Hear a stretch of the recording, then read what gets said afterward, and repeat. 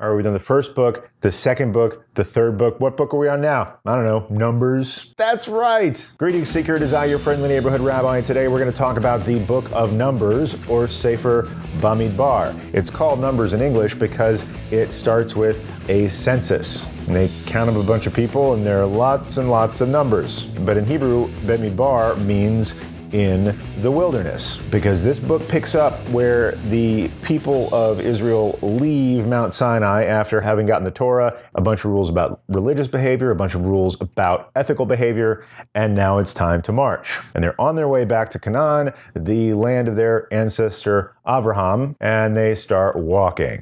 How long are they supposed to walk? You'll see. One of the most famous and portentous and devastating scenes of the Torah is when they get to the edge of the wilderness, they get to the border of the land they're supposed to go in. They're literally standing across the river from where they've been walking to, and they decide to send some spies. So these 12 spies, one from each of the 12 tribes, go across the river to check it out, because they know there's people there already that they're going to have to fight in order to settle in the land. 12 spies go out. They all come back, and they don't look well. They're trembling a little bit, they're pale, and people say, "What's up?"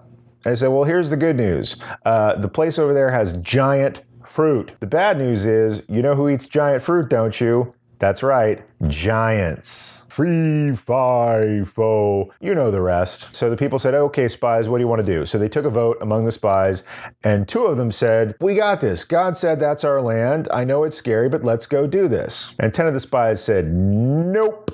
And so Moses talked to God, but God already heard what happened. He was like, yeah, so the problem is that everybody on this particular mission grew up in Egypt as slaves, and they are still enslaved by this servile mentality. And that's why as soon as they see trouble, they get scared and they hope that somebody is going to take care of them in this situation. And I hate to tell you this, but that's not the right mentality for starting a nation. So here's what I'm going to do. I'm not going to just kill everybody, because that never looks good on God. Instead, I'm going to make you turn around and walk some more. In fact, I think you should walk for 40 years, or roughly the amount of time it will take for everybody who left Egypt who was an adult at that time to die. And anybody who was under 20, they could go into the land, but all their parents and grandparents and whatnot, not ready for this mission. So go walk for 40 years. Once an entire new generation has moved into leadership. So